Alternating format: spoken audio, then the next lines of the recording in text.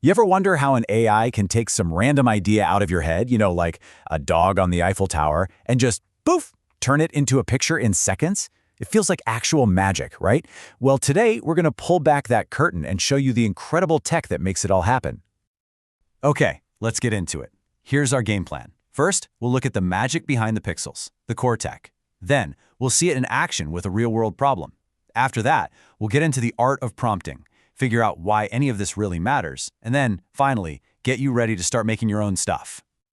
So let's just jump right into the big question. How in the world do we go from a few simple words to, a full-blown image with pixels and colors and shapes? Well, it turns out it's this really fascinating partnership between a couple of different AI concepts working together.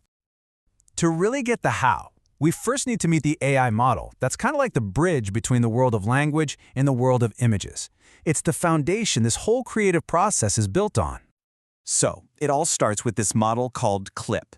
The easiest way to think about CLIP is like a superpowered art critic. It's been shown millions and millions of images with text captions, so it's gotten incredibly good at looking at a picture and judging how well a description actually matches it.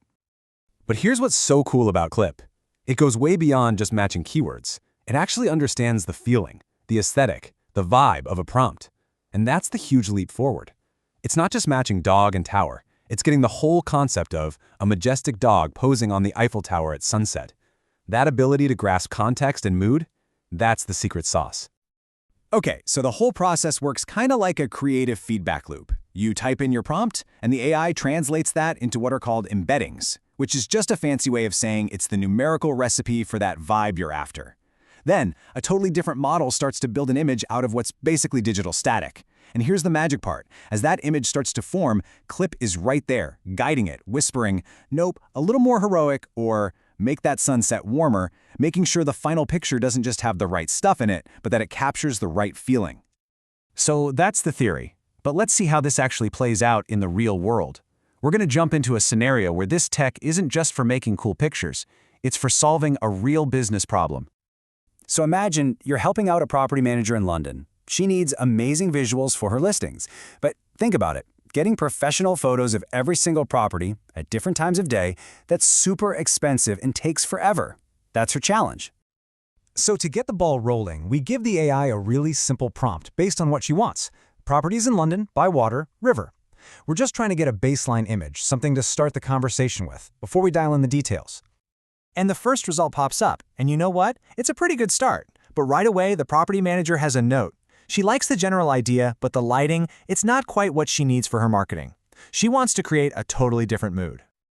And this is just a perfect example of how powerful the process is. We don't have to scrap it and start over.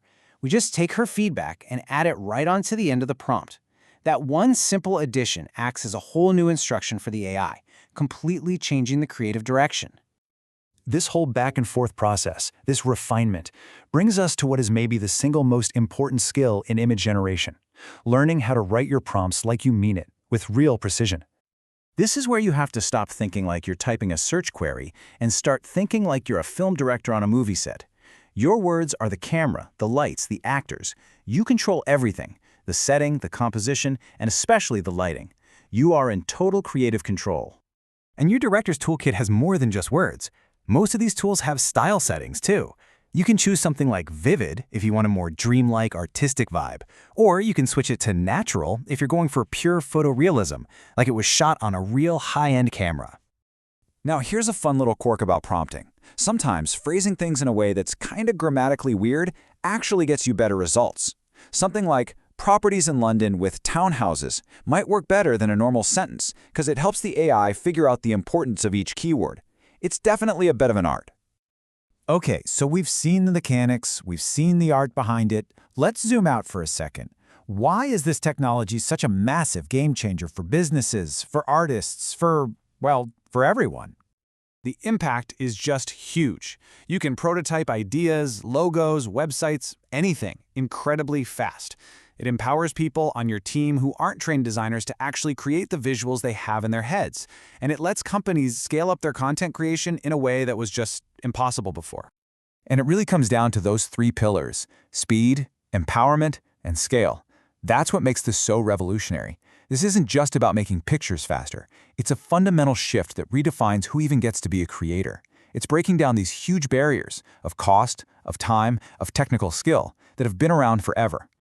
And all of this brings us to the most exciting part, you getting your hands dirty. With what you know now, you are totally ready to become a creator yourself. It's really just a simple 4-step process. First, pick a tool. There are lots of great ones out there. Then, just start with a simple, descriptive prompt. After that, just like we did with the property manager, refine it based on what you get back. And finally, just play around. Experiment with different styles and settings and see what you discover. And that's really it. The power to create these incredible original images from nothing but your own imagination is literally at your fingertips now. The only real limit is what you can dream up. So the question is, what are you going to create first?